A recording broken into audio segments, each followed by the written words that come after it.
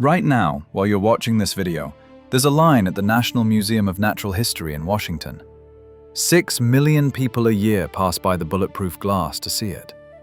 It lies on a rotating pedestal, deep, hypnotic blue color, weight of 45.5 carats. Experts value this stone at $350 million at today's rates. This is the Hope Diamond, the most famous cursed object in human history. Tourists take selfies and leave, glad that the glass protects them from its heavy aura. But 70 years ago, this stone wasn't lying in a museum. It dangled from the neck of a woman who wore it with the carelessness of cheap costume jewelry. She wore it to breakfast. She let her Great Dane named Mike wear it on his collar during formal dinners, while guests froze in horror. This is the story of Evelyn Walsh McLean, the woman who bought the curse to prove that money is stronger than fate. And she lost. Her life resembled a Hollywood script that producers would reject due to the excessive implausibility of the tragedies. Evelyn was born into a world where money flowed not like a river, but like a waterfall. She was the only daughter of a man who discovered one of the richest gold veins in America. Adjusted to today's money, her daily income amounted to nearly $200,000. Every morning, no weekends. She owned the Washington Post newspaper when it was just a toy for the rich. She owned mansions whose sizes frighten modern architects. But when Evelyn Walsh McLean died in 1947, only ruins remained of her empire. Look at this statistic. This is not just numbers. This is the accounting report of hell. The first son, heir to the gold empire, was killed by a car at the gates of his own home at 9 years old. The daughter died from an overdose of sleeping pills at 25. Her beloved husband, newspaper owner and millionaire, ended his days in a psychiatric hospital, having lost his mind and control over his bladder. And Evelyn herself? She turned into a ghost, wandering the corridors of the mansion, pumped full of morphine, with the diamond around her neck that seemed to suck the life out of her carat by carat. This video is not just a biography of a rich heiress. This is the anatomy of decay. We're used to thinking of the Gilded Age as a time of balls and beautiful dresses from TV series, but reality was much scarier. It was an era when people built palaces to hide from inner emptiness. Evelyn Walsh McLean was a symbol of this time. She was a dollar princess who could buy everything, absolutely everything, except the chance to survive. The most cynical irony lies in how exactly the diamond came to her. Pierre Cartier, a brilliant and unscrupulous jeweler, knew who he was dealing with. In 1911, he came to Evelyn not with stories about the stone's purity. No, he knew that this woman was bored. She had so much money that ordinary purchases didn't trigger a dopamine rush. Cartier told her that the stone was cursed, that it brought death to King Louis XVI and Marie Antoinette, that it destroyed the family of banker Hope. Any normal person would have run away. Evelyn Walsh McLean pulled out her checkbook. She said a phrase that became the epitaph of her entire life. "Don't worry, misfortunes bring me luck." She paid $180,000 of that time, almost $6 million today, for her own doom. Today we will dissect this deal. We will open the financial books of the McLean family and see how a fortune exceeding the budgets of small countries evaporated into thin air. We will see what real karma looks like when it can't be bribed. You will see what lies behind the sparkle of the diamond that millions of tourists look at today. They see a beautiful stone. I will show you a murder weapon. Welcome to the story of the rise and fall of America's last great heiress. The story doesn't begin with birth. The story begins with gold. Dirty, heavy gold that her father tore from the earth and for which his daughter had to pay with blood. To understand the nature of the curse, we need to go back to the source of the money. In this story, money doesn't smell like Chanel perfume. It smells like dynamite, cheap whiskey, and frozen mud of the Rocky Mountains. All the future splendor of Evelyn Walsh's life was paid for by the sweat of one man, her father, Thomas Walsh. If you're looking for a classic example of the American dream that got out of control, it's him. An Irish immigrant who came to America with empty pockets and the skills of a simple carpenter. He wasn't an aristocrat. He was a man who knew how to work with his hands and had a nose for opportunities where others saw only trash. The year 1896, the state of Colorado, the city of Ouray. This place is not for the faint of heart. Altitude of almost 3,000 meters above sea level, thin air, and hundreds of prospectors who had lost hope. By that time, Thomas Walsh was no longer young. He had been searching for his big vein for years and suffered failures. Experts and geologists with university degrees laughed at the place he chose. They called this plot useless. Previous owners abandoned it, convinced that there was nothing there except cheap pyrite and granite. But Walsh possessed something that can't be bought at any university: the intuition of desperation. He bought the abandoned mines for pennies. He started digging where others spat tobacco. And he found not just gold. He tapped the vein of the earth itself. The mine was named Camp Bird. What geologists considered empty rock turned out to be the richest gold-bearing ore. Walsh discovered that the gray quartz that everyone threw into the dumps contained gold telluride in a concentration that drove people mad. Imagine the scale of this discovery. While an ordinary worker received $1.50 for a 12-hour shift, Thomas Walsh's mine began bringing him $5,000 in pure profit per day. Let's stop and recalculate this. $5,000 in 1896 is the equivalent of $189,000 today. Every 24 hours. While he slept, while he ate, while he shaved, his fortune increased by the cost of a good modern house. It was a money-printing machine operating deep in the mountain. Thomas Walsh instantly transformed from a dirty prospector into the Colorado Croesus. But the psychology of a man who lived in poverty for years doesn't change overnight. He wanted not just wealth, he wanted recognition. He wanted to build a wall of gold between his family and the cruel world he knew. In 1902, sensing that the vein might run out, or simply deciding to lock in the profit, he sells Camp Bird to a London syndicate. The deal amount? $6 million. Converted to 2024 rates, that's $215 million in cash, with one check. The family moves to Washington, and here begins the construction of the sets for the future tragedy. Walsh builds a mansion at 2020 Massachusetts Avenue. It wasn't a house. It was a manifesto. 60 rooms. Construction cost, $835,000 of that time, $30 million today.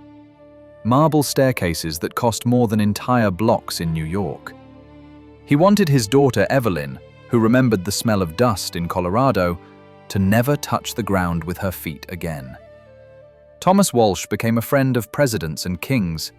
King Leopold II of Belgium, one of the bloodiest monarchs in history, whose wealth was built on the bones of Congo's residents, became a personal friend of the Walsh family. They exchanged visits, dined on golden tableware, and discussed the fates of the world. Little Evelyn grew up in this atmosphere. She saw her father, yesterday's carpenter, now patting kings on the shoulder. It was here that the foundation of her distorted perception of reality was laid. Thomas Walsh, who adored his daughter, made a fatal pedagogical mistake. He didn't teach her to earn. He didn't teach her to save. he taught her only one thing: any whim is fulfilled instantly. Want a pony? Here's the stable. Want a dress? We'll buy the atelier. For Thomas, this was a manifestation of love and protection from a harsh past. For Evelyn, it became the beginning of the end. She grew up with the confidence that the source of money was endless, like the waterfalls in Colorado.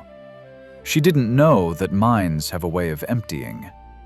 Walsh died in 1910, leaving his empire to his children. He thought he was leaving them security and power. In reality, he left them a loaded pistol in a beautiful gift box. Evelyn was left alone at the top of a mountain of gold, completely unprepared for the fact that at this summit, there was nothing to breathe. She inherited millions, but didn't inherit her father's iron grip. The carpenter built a palace, but forgot to build a foundation for his heiress's character. And soon, Pierre Cartier would knock on the door of this palace with his blue stone. In 1908, an event occurred that society columns called the wedding of the century, but a historian of economic catastrophe would call the beginning of the end. Evelyn Walsh, daughter of the king of gold mines, married Edward Beale McLean, heir to a huge publishing empire that included the Cincinnati Enquirer and the Washington Post. It wasn't just a marriage. It was a merger of two gigantic fortunes that seemed impossible to spend. If Evelyn's father was the archetype of a builder, then Ned McLean was the ideal specimen of degeneration. He was born with a silver spoon in his mouth that by 20 had turned into a gold flask of whiskey. Their union became a symbol of a new era, an era when money ceased to be a tool of creation and became a tool of self-destruction. The fathers of the newlyweds, Thomas Walsh and John McLean, in a burst of parental pride, gave them a wedding gift that seems absurd today. Each father wrote a check for $100,000. Just for pocket money during the honeymoon. $200,000 in 1908. Let's recalculate this to 2024 rates. That's almost $7 million in cash handed to two spoiled children for fun in Europe. And they spent it all. Their honeymoon resembled the barbarians' sack of Rome, only instead of swords, they had checkbooks. They didn't go to museums to look at art. They entered jewelry houses to buy history. It was on this trip that Evelyn tasted the first thrill of real diamond fever.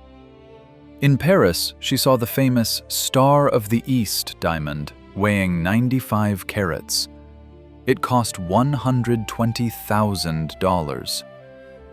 Evelyn bought it without hesitation, but even she understood that she had crossed the line. She knew that her father, the old, tough prospector, would be furious about such spending, so she resorted to a smuggler's trick.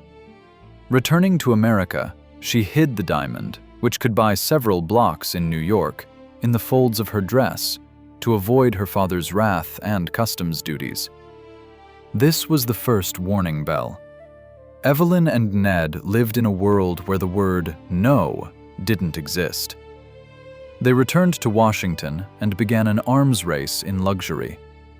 Their life turned into an endless spectacle. If neighbors threw a ball for 100 guests, the McLeans invited 200. If someone got a new car, Ned bought 3.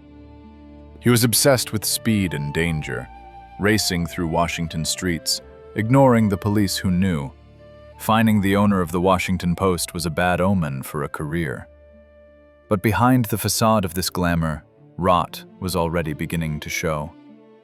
Outwardly, they were America's golden couple. Beautiful, young, obscenely rich.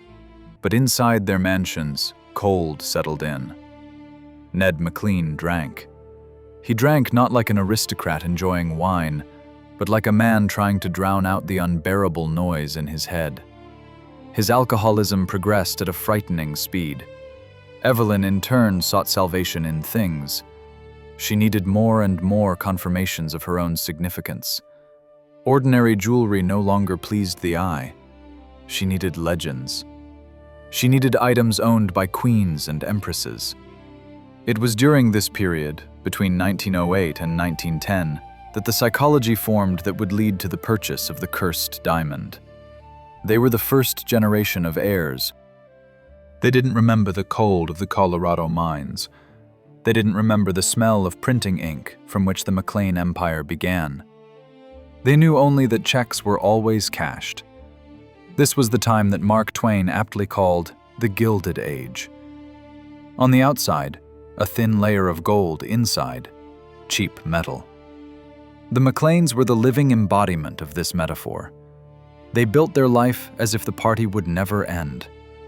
They surrounded themselves with a crowd of hangers-on, fake friends and swindlers who flocked to the smell of money like flies to honey. Servants in their house changed liveries more often than gloves, and the menus for their dinners were composed by the world's best chefs. But at the table often sat two lonely people: the drunken heir to the newspaper empire and his wife, whose neck bent under the weight of diamonds, but whose soul was empty. The death of Thomas Walsh in 1910 removed the last restraining factor. Now Evelyn was the full mistress of millions. There was no one left to hide the checks from, no one left to lecture about the value of labor. The path to the biggest mistake of her life was open. Pierre Cartier was already preparing his velvet box, knowing that the client was ripe. Washington, at the beginning of the 20th century, was a city divided by an invisible but insurmountable wall. On one side were the cave dwellers. That's what they called the old elite, descendants of the first settlers and founding fathers. They had loud surnames, creaky floors in old mansions, and arrogant contempt for everything new. On the other side were people like Evelyn and Ned McLean's, nouveau riche, people whose money smelled of fresh printing ink and Colorado dirt. To the old aristocracy, the McLeans were vulgar barbarians who burst into the temple of high culture with sacks of money in hand. But Evelyn Walsh McLean had no intention of knocking on closed doors. She decided to buy the whole building. She understood the simple truth of the social Darwinism of that era. If you're not invited to dinner, you must throw a reception that skipping it would be social suicide. Her main weapon in this war became the estate with the ironic name Friendship. It wasn't just a country house, it was a fortress of luxury, built for the siege of Washington's Beau Monde. The estate was located on 75 acres of land on Wisconsin Avenue. Imagine the scale. Private golf courses, swimming pools, greenhouses where exotic flowers were grown year-round, and stables that looked cleaner than hospitals for the poor. Evelyn turned Friendship into a private entertainment center for the elite. While the cave dwellers served tea in porcelain cups and discussed pedigrees, champagne flowed like a river at the McLeans, and guests were entertained by private movie screenings, an incredible luxury at a time when cinema was just emerging. Evelyn chose a strategy of shock. She didn't try to be a lady in the Victorian sense of the word. She created a brand. If other ladies walked poodles, Evelyn kept a llama that roamed freely across the estate's lawns. If etiquette demanded modesty, she wore the Hope Diamond over her dress so that its blue fire struck the interlocutor's eyes. This was an aggressive demonstration of power. She seemed to say, "I can afford to be crazy. Can you afford not to come to me?"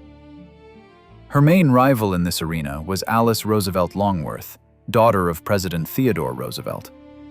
Alice was the queen of old Washington, sharp-tongued, cynical, with an impeccable pedigree. Evelyn was the queen of the new, loud, rich, and unpredictable. Their rivalry defined the social climate of the capital. But Evelyn had an ace up her sleeve that the Roosevelts lacked. She had an unlimited budget. One dinner at Friendship could cost $40,000 at that time's rates. Converted to today, that's $1,300,000 for one evening. The menus of these banquets read like a report from a gourmand's expedition to paradise. Fresh lobsters delivered by train from Maine on ice, caviar eaten by the spoonful, rare wines rescued from the cellars of French chateaux. Evelyn used food as a tool of subjugation. She fed senators, ambassadors, and bankers so lavishly that they became her debtors. It's impossible to criticize a woman in whose house you drank vintage 1812 cognac yesterday. The culmination of this social war was the Maclean's friendship with Warren Harding, the 29th President of the United States. The Macleans didn't just enter high society, they privatized its top tier. Ned Maclean became part of Harding's famous poker cabinet, a narrow circle of the president's friends who ran the country between card deals and whiskey pours during Prohibition. Friendship effectively became the second White House. Laws were made here, careers were ruined here, shadowy deals were struck here. Evelyn won. The old elite was forced to capitulate under the onslaught of her millions. But this victory was Pyrrhic.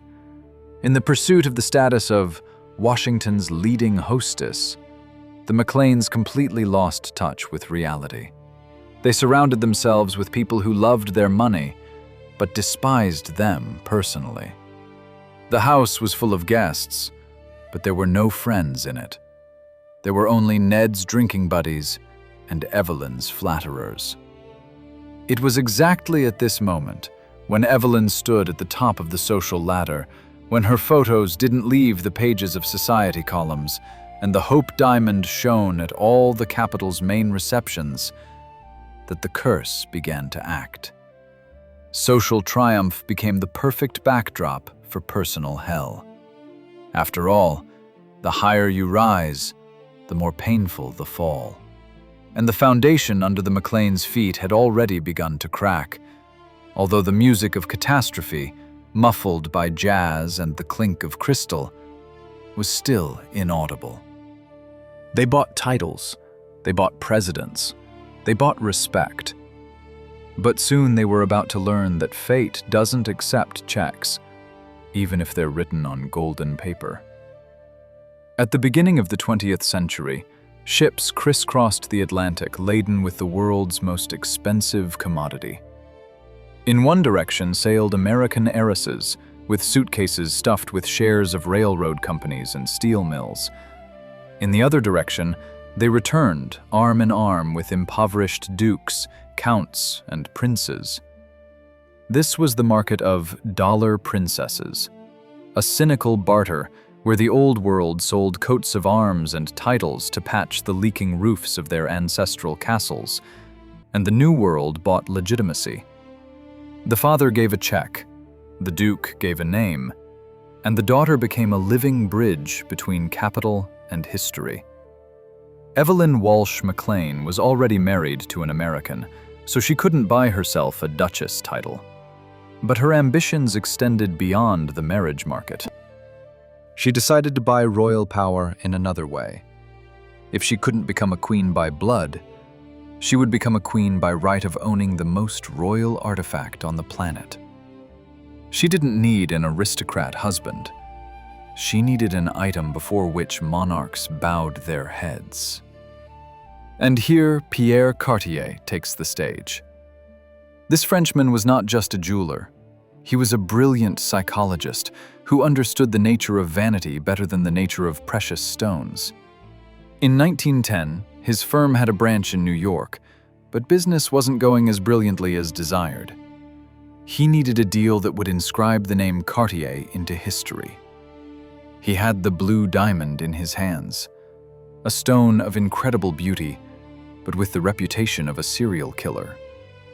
Everyone knew the story of the Hope Diamond. It was said that it was stolen from the statue of the goddess Sita in India, and priests cursed anyone who touched it.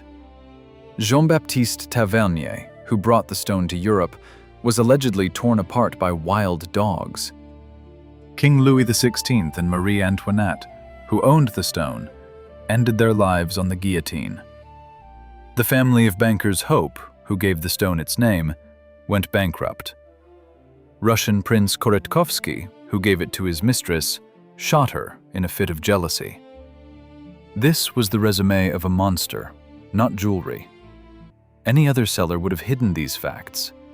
Cartier made them his main marketing tool. He knew he was selling Evelyn not 45 carats of carbon. He was selling her danger. He was selling her exclusivity. He knew that this woman, sated with her father's gold and her husband's whiskey, sought thrills. The meeting took place in Paris. Cartier acted like an experienced drug dealer. He didn't pressure. He simply left the stone with Evelyn for the weekend. He let her feel its weight.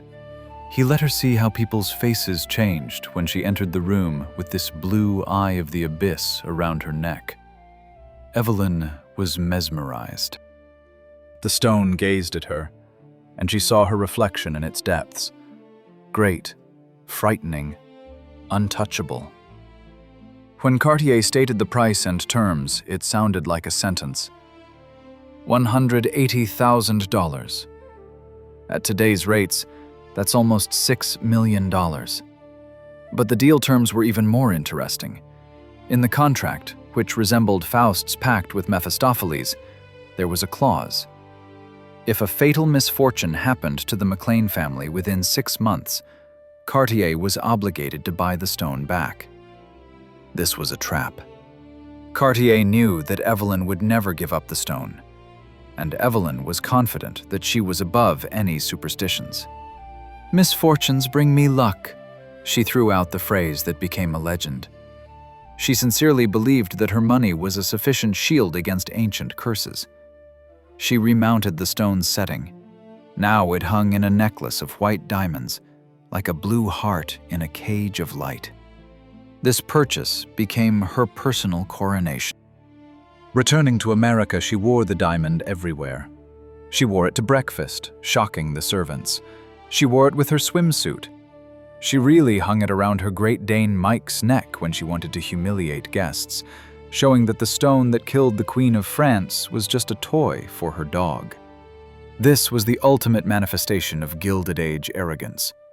But the deal was made not only with the jewelry house. With the stone, darkness entered the McLean home. Evelyn thought she had bought the world's most expensive toy. In reality, she acquired a front-row ticket to her own execution. The mechanism of the curse, whether mysticism or just a series of tragic coincidences, was set in motion. Silence in the children's rooms and madness in the husband's study were already at the threshold, waiting for the euphoria from the purchase to pass. Cartier received his money and worldwide fame. Evelyn received eternity, but not the one she dreamed of. When we talk about the McLean's wealth, we usually imagine numbers in bank accounts. But money at the beginning of the 20th century had a physical embodiment. It turned into stone, marble, and velvet. To understand the depth of Evelyn's loneliness, you need to enter the house she built. You need to walk through the corridors of the Friendship estate. This name, Friendship, sounded like an architect's wicked mockery. Because in this house, created for receiving thousands of guests, there was no place for friendship. There was only room for hierarchy, fear, and echoing emptiness. Let's take a tour of this Leviathan. The estate was located on Wisconsin Avenue, occupying 75 acres of land within Washington. This isn't just a big plot. It's a territory equal to about 40 football fields in the center of the U.S. Capitol. The house itself was built in the Georgian Revival style, but on the scale of a Roman imperial palace. When you entered the main doors, you were greeted not by the coziness of a home hearth, but by the cold gleam of Italian marble. The vestibule was the size of a city train station. The walls were hung with 17th century tapestries that cost more than the lives of the people who wove them. Furniture was brought from ruined French chateaus. Evelyn slept in a bed that, according to rumors, belonged to Empress Josephine. But did she sleep? Or did she just lie there, staring at the ceiling painted by masters brought from Europe like rare animals? The house was designed to overwhelm anyone who entered it. The ceiling height in the ballroom was almost 10 meters. A person in such space feels like an ant. This was architecture of domination. When guests sat at the dining table, it was so long that Evelyn, sitting at the head, could barely make out her husband's face at the other end. To pass the salt, you had to ask a footman. Conversation between spouses at dinner was impossible without raising voices. So they were silent. The silence in this house had its own weight, heavy like a gravestone. But this house wasn't empty. It was inhabited by an army of ghosts that made the McLeans' life possible. We're talking about the servants. The staff of the Friendship estate numbered from 30 to 50 servants, depending on the season. This was an entire invisible battalion. Butlers, footmen, maids, cooks, cook's assistants, gardeners, chauffeurs, grooms. Each had their own clear function and uniform. The servants' life was a separate drama, played out behind green baize doors. They woke up at 5 in the morning, long before the masters opened their eyes. Their work was absurd in its meticulousness.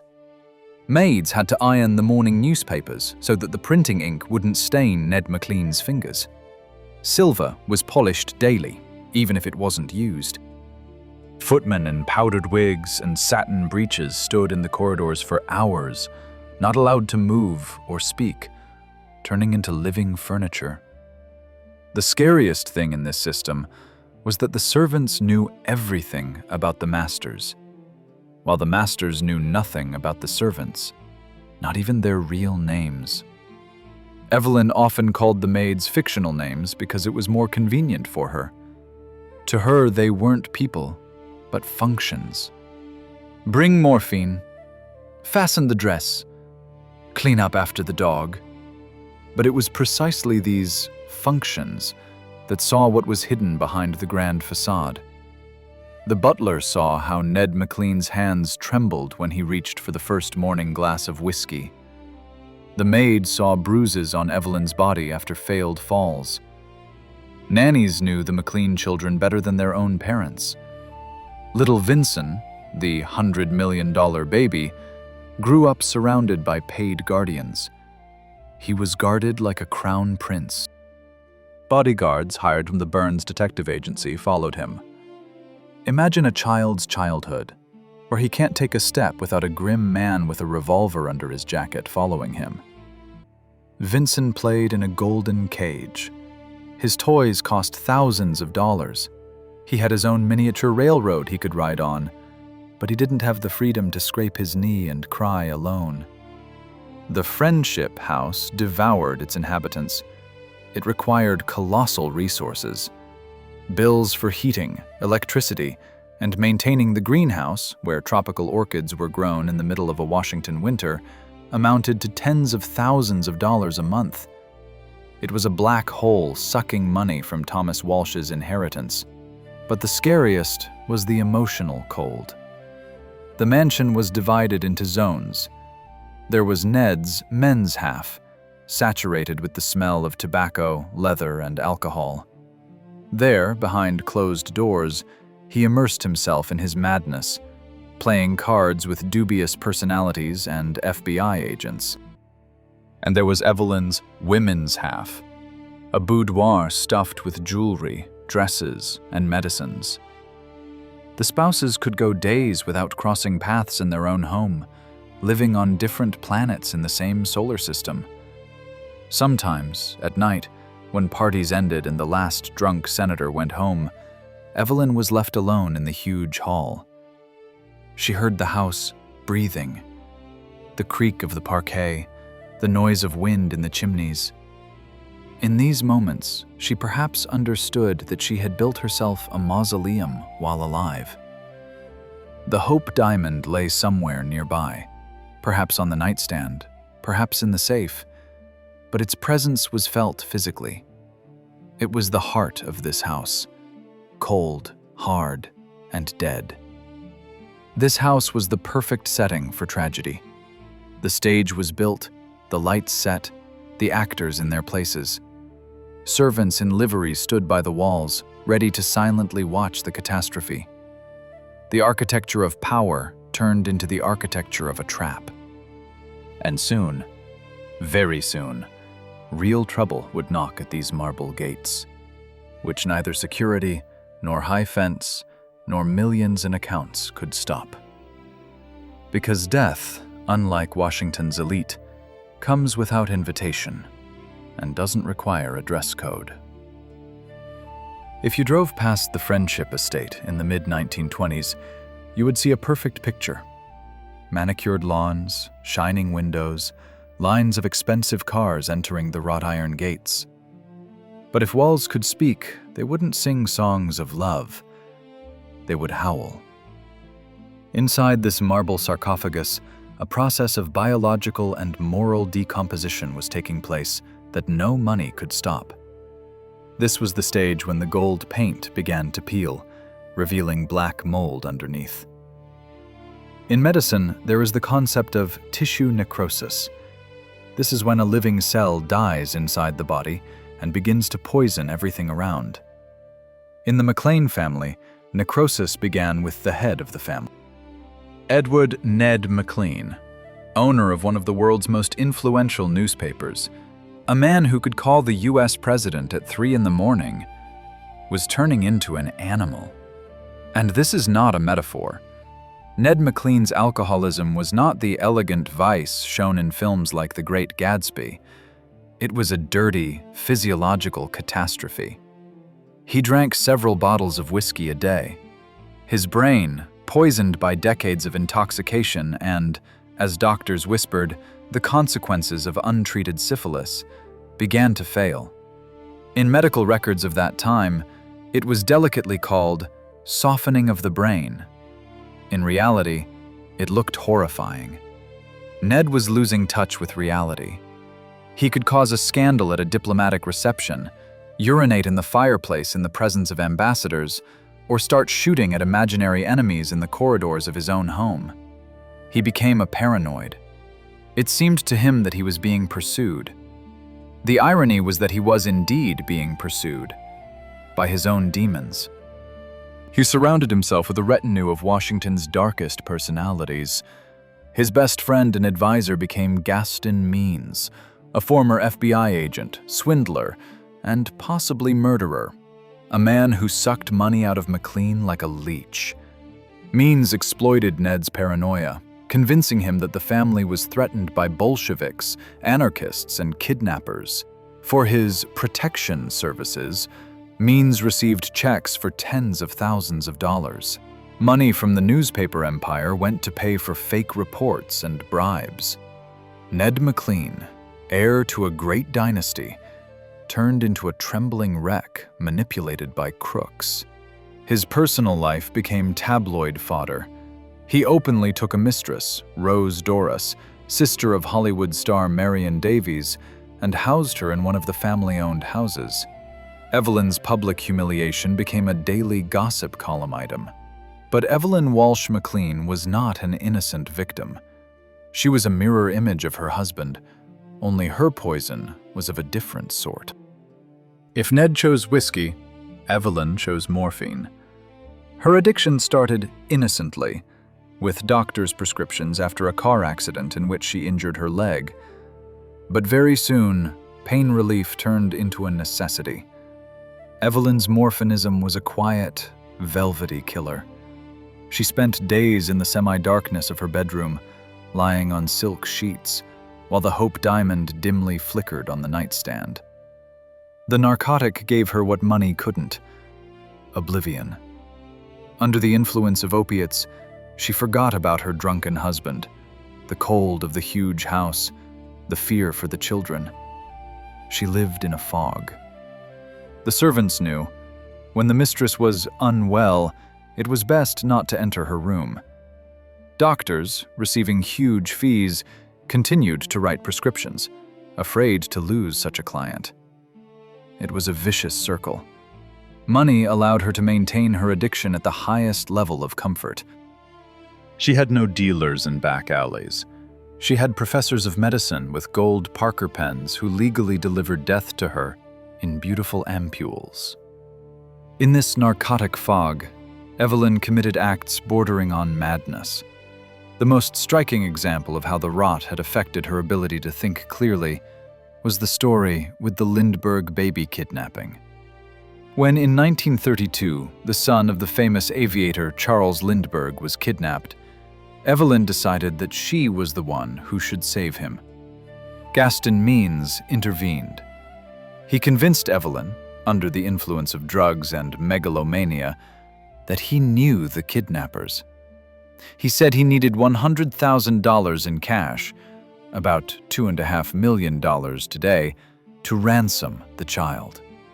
Evelyn, wanting to become a heroine and atone for the sins of her useless life, pawned part of her jewelry.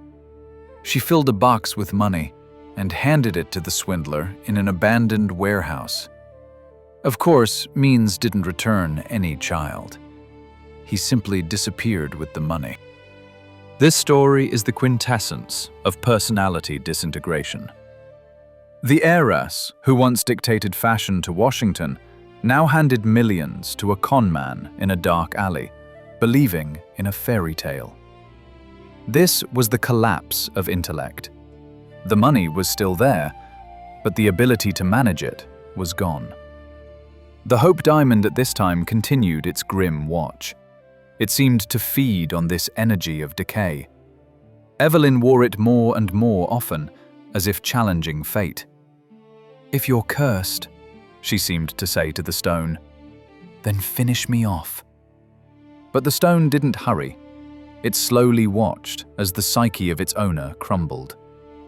An atmosphere of terror reigned in the house.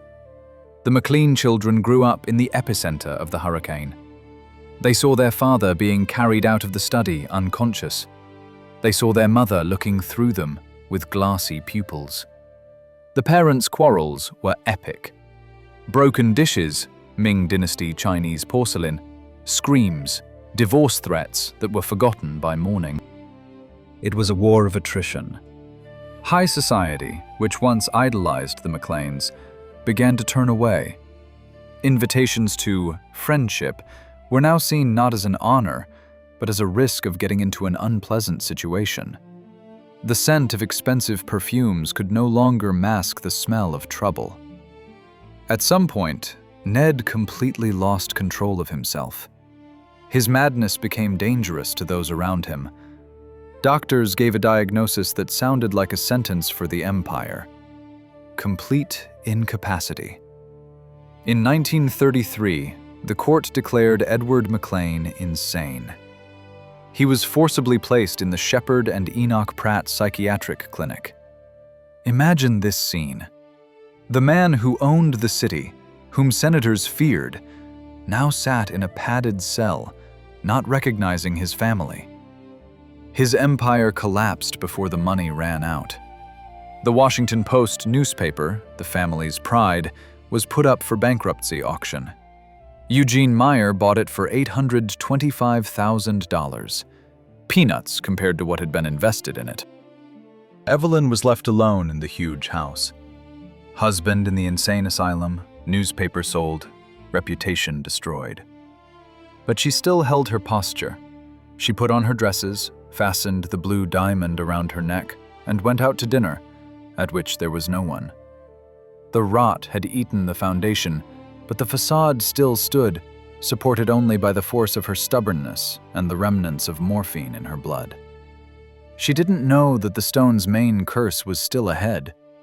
Fate was preparing a blow for her that would make her husband's madness and the loss of millions seem like mercy. Part 8. Point of No Return. the curse reaps its harvest. If the loss of money is a tragedy, then the loss of the future is an apocalypse. Up to this point, we've talked about financial and moral bankruptcy. But the true price of the Hope Diamond was paid not with checks, it was paid with the blood of those whom Evelyn loved most. The history of the Gilded Age knows many examples of ruin, but the McLean family story stands apart because they were destroyed with surgical precision, taking what was most precious exactly when they felt maximally safe. The central figure of this drama was the firstborn, Vincent Walsh McLean. The press dubbed him the $100 million baby. Never in American history had a child been guarded so meticulously. After the Lindbergh baby kidnapping, which happened later, but fear always hung in the air, and threats from the Black Hand crime syndicates, Evelyn turned her son's life into a special operation. The boy was protected by a whole staff of private detectives from the William Burns Agency. Vincent couldn't take a single step without the shadow of a bodyguard covering him. He slept in a room with bars on the windows. He was driven in an armored limousine. Around him was built an impenetrable wall of gold and steel. Evelyn was confident. If you pay enough money for security, death won't be able to pass through the gatehouse. What monstrous naivety. On May 18, 1919, the curse of the Hope Diamond found a breach in the defense. It was a Sunday morning. 9-year-old Vincent, seizing a second when the guard's attention slackened, ran out the gates of the Friendship estate. He just wanted to cross the street. It was the most natural desire of a child, to feel freedom. A car was driving down Wisconsin Avenue. It wasn't a luxurious Rolls-Royce of a hired assassin, but an ordinary, cheap Ford Model T, the symbol of progress and the new era, affordable to every working stiff. The impact was instantaneous. The $100 million heir, the boy who owned mines and newspapers, lay in the road dust, struck by a car that cost less than one button on his little suit.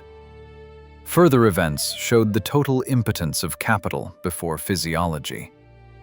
Evelyn and Ned went mad with grief. They did the only thing they knew, began pouring money into the problem. The best surgeons in the country were roused from their beds. Convoys of doctors rushed to the estate. Any sums were offered for saving the boy. If life could be bought at auction, the McLeans would have outbid any stake. But death has no bank account.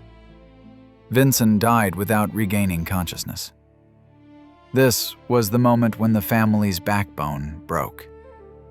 Evelyn, who always boasted that misfortunes bring her luck, faced a reality that couldn't be rewritten or bribed. She refused to take off the Hope Diamond. On the contrary, she clung to it with even greater fanaticism, as if it were her cross that she was obliged to carry to Golgotha. Many begged her to sell the stone, get rid of the devil's eye, destroy it. She refused. This was Stockholm Syndrome with a gemstone. But the curse, if you believe in it, wasn't sated with one victim. It acted slowly, stretching out the pleasure. Years later, when Evelyn had already lost her husband, locked in a clinic for the insane, and most of her fortune, fate delivered the finishing shot. Her daughter, Evelyn Washington McLean, whom everyone called simply Evie, was the only hope of her mother for continuing the line and a bright future. Evie was beautiful, smart, and seemed to have escaped the family curse. She married Senator Reynolds, an influential and wealthy man. It seemed the cycle of tragedies was broken. But in 1946, when the elder Evelyn was already preparing for the sunset of her life, the news came. Evie was found dead in her own bedroom. She was only 25 years old. Cause of death: overdose of sleeping pills. Whether it was suicide or a tragic mistake, the coroners argued, but the result was one. The heiress died from the same medicines with which her mother had dulled pain for decades. Evelyn McLean's reaction to her daughter's death was frightening. Witnesses said she didn't cry. She had simply run out of tears. She turned into a stone statue. At that moment, she understood. Everything was in vain. Father's mines, husband's newspapers, balls, presidents, diamonds, it all meant nothing.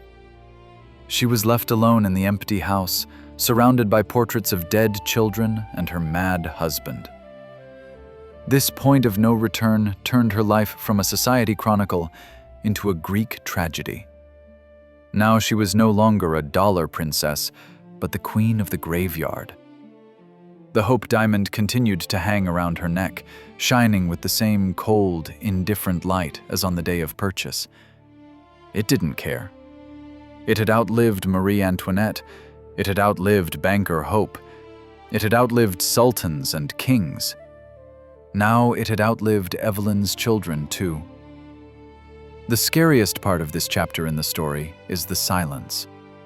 After Vincent's death, silence settled forever in the Friendship House, which even the loudest jazz bands at parties couldn't drown out. Evelyn continued to host receptions, but now they resembled funerals. Guests came to see the woman who survived in the epicenter of fate's nuclear explosion. They looked at her with horror and awe. She became a living monument to grief, adorned with millions of dollars in diamonds. The financial crash that followed the personal tragedies no longer scared her. What do tax debts mean when you've already paid the highest price? In 1946, standing by her daughter's coffin, Evelyn Walsh McLean finally lost her war with fate. The arms race with karma was over. Karma won by knockout. When, on April 26, 1947, Evelyn Walsh McLean took her last breath, it wasn't just one woman's life that ended. At that moment, the Gilded Age officially died. She passed away at the age of 60, tormented by pneumonia, grief, and decades of chemical addiction. But the scariest thing began the next morning after the funeral. Not grieving friends entered the mansion, but people in gray suits with folders under their arms. These were accountants, appraisers, and tax inspectors. The empire that seemed eternal faced the harsh reality of arithmetic. It turned out that Thomas Walsh's gold vein was exhausted. It turned out that Ned McLean's mad spending and Evelyn's generosity had created a black hole of debt. The inheritance, which at the beginning of the century was valued at hundreds of millions in today's dollars, turned to dust. To cover debts to creditors and the tax service, everything had to be sold. Absolutely everything. 1948 became the year of the Great Sale. It was a spectacle worthy of the Roman Colosseum. The auction of the McLeans' personal belongings attracted thousands of gawkers. People whom Evelyn wouldn't have let even onto the kitchen threshold in life now walked through her bedrooms, felt her silk sheets, and haggled over her underwear. This was looting, legalized by the auctioneer's hammer. Items that once defined the family's status went for peanuts. The tapestry collection, gathered across Europe, sold at the price of hallway rugs. Silverware from which presidents ate went by weight, like scrap. The library of rare books was sold piece by piece. Each hammer strike was a nail in the dynasty's coffin lid. The crowd disassembled the McLeans' life into souvenirs. Someone bought the chair in which Warren Harding sat to put it in their suburban living room. Someone bought the chandeliers that lit Washington's priciest balls to light family dinners with cheap wine. But the main lot was, of course, the jewelry. The McLean collection was legendary. The Hope Diamond, the Star of the East, and dozens of other lesser stones. The court ordered them sold to settle debts. Harry Winston took the stage, the famous New York jeweler, a man with icy calm and checkbook at the ready.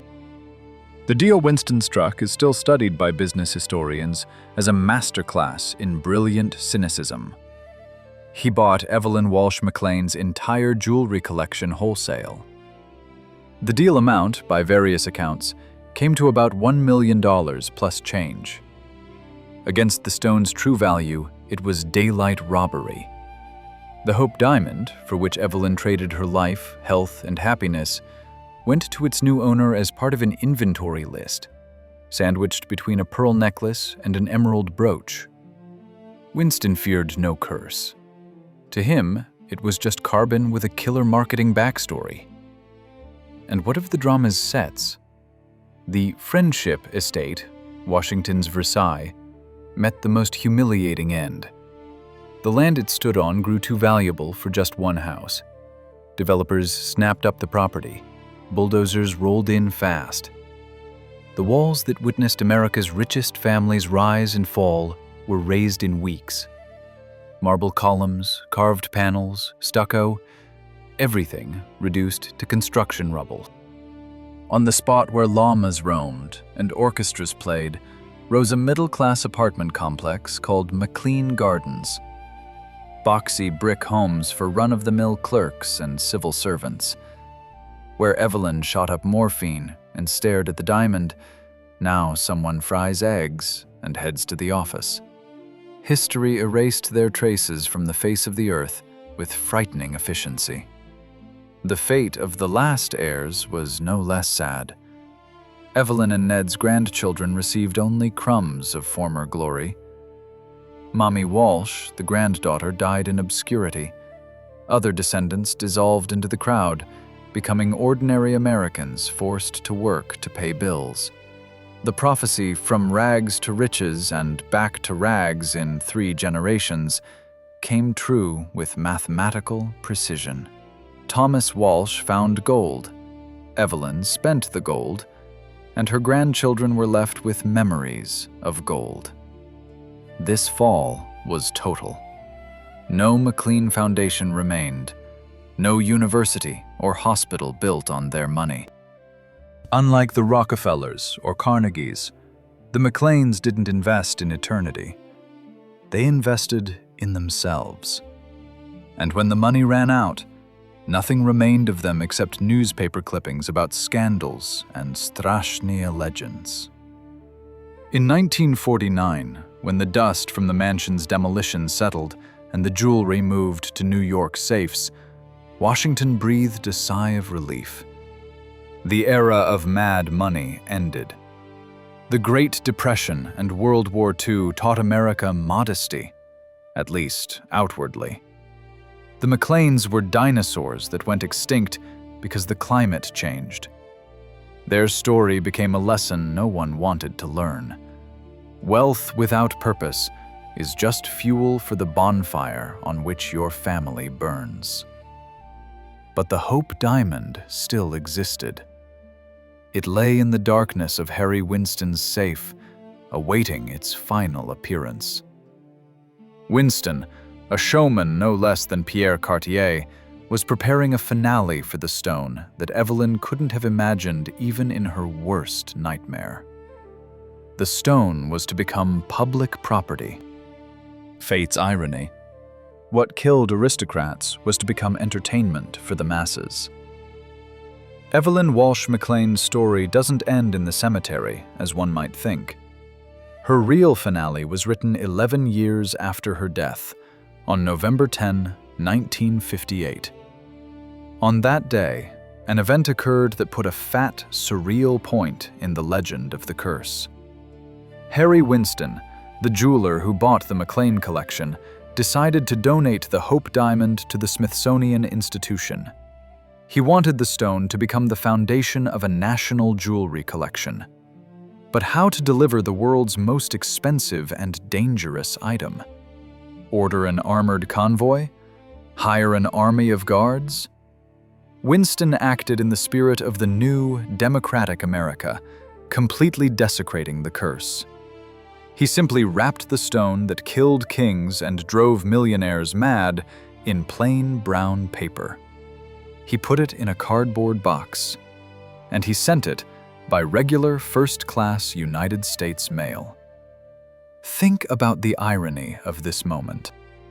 The stone for which Evelyn sacrificed her family's well-being traveled in a mail bag alongside housewives' letters and electricity bills. The postage cost $2.44. Winston also paid $142.85 for $1 million insurance policy. Postman James Todd, who delivered the package to the museum, later suffered an accident in which he shattered his leg, his house burned down, and his wife died of a heart attack. Mystic believers say it was the diamond's farewell kiss. Skeptics say coincidence, but either way, the stone ended up behind glass. Today, in 2024, you can come to the National Museum of Natural History in Washington. You'll pass through the rotunda, go up to the second floor to the Hall of Geology, Gems, and Minerals. There, in the center of a darkened room, stands a rotating display case. Inside it lies the stone, the very same one that Evelyn wore to the beach and hung around her dog's neck. Every year, 6 to 7 million people look at it. It's the most visited museum object in the world after the Mona Lisa. The Hope Diamond has become democratic. It no longer belongs to the elite. It belongs to the people. The stone's insurance value today is estimated at $350 million. But in reality, it's priceless. No one can buy it. The curse seemed to dissolve under the gazes of millions of tourists. Or perhaps it's just waiting for the glass to break. But what remains of Evelyn herself? If you try to find traces of the McLean Empire in modern Washington, you'll be disappointed.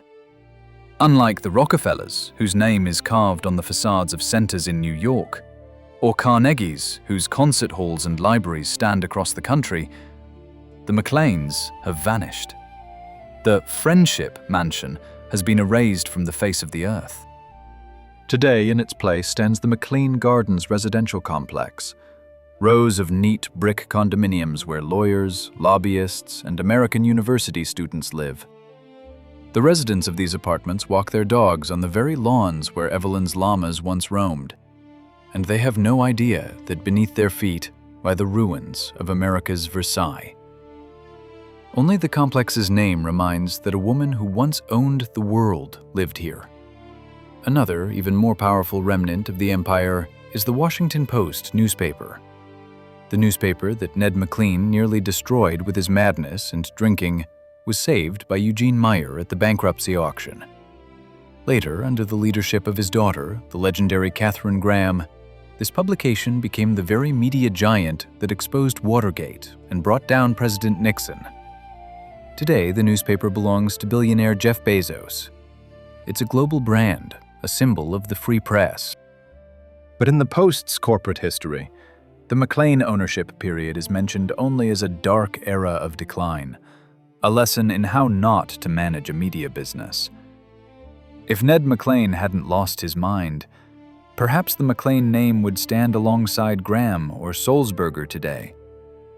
But history doesn't know the subjunctive mood. As for the Camp Bird mine in Colorado, the source of all this gold, it has long been closed.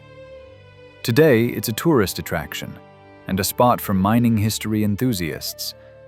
The wooden structures have rotted, the adits flooded with icy water. The gold that Thomas Walsh tore from the mountain has returned to the economy, dispersed around the world, turned into microchips, jewelry, and bars in bank vaults. The mountain took back what was its own, leaving people only empty rock. Evelyn and Ned's descendants live among us, but they are no longer kings. The McLean surname has dissolved in phone books.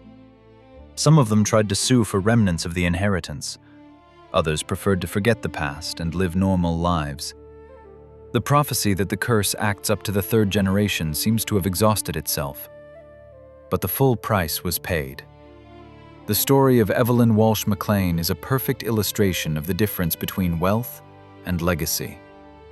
Wealth is numbers in accounts and carrots around the neck. Legacy is what you create for others. Thomas Walsh created wealth. Evelyn Walsh McLean turned it into a spectacle. But they built nothing. They didn't found universities, didn't open hospitals, didn't create foundations. They simply consumed. And when the money ran out, only the echo remained. Today, looking at the blue diamond in the museum case, we feel a strange mix of admiration and schadenfreude. We look at it and think, she had everything, but was unhappier than we are. That's the very hook that keeps us glued to the screen. We love stories of giants' falls because they confirm our faith in the universe's justice. Money doesn't save you from cancer, from madness, from the death of children. Karma doesn't accept bribes. Evelyn Walsh McLean wanted to remain in history as Washington's great hostess, as the woman who tamed the curse. In some sense, she succeeded. We remember her name only thanks to the stone. She became an appendage to the diamond.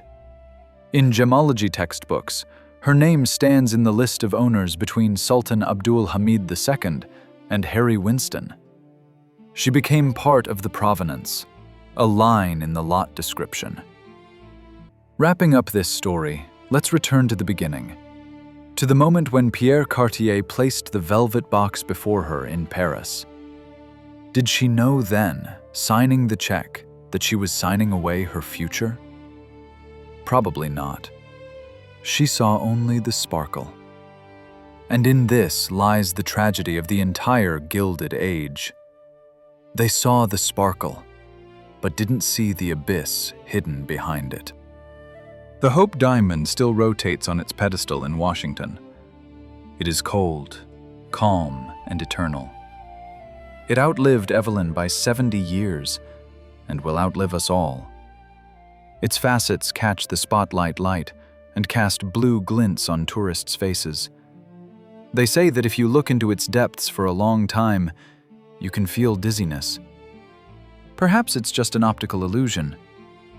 Or perhaps it's the souls of those who thought they could own eternity looking at us from inside, reminding us that the only thing we truly own is our time. And it, unlike diamonds, runs out very quickly.